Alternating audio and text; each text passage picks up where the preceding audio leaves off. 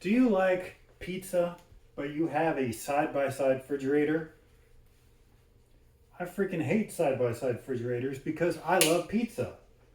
But here's a way that you can get your pizza into your side-by-side refrigerator without turning it sideways and having it all mush. Take your handy handsaw. Move the pizza over to the side, the leftover pizza.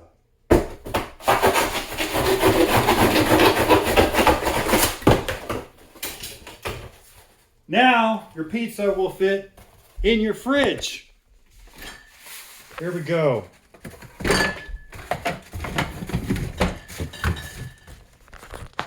See?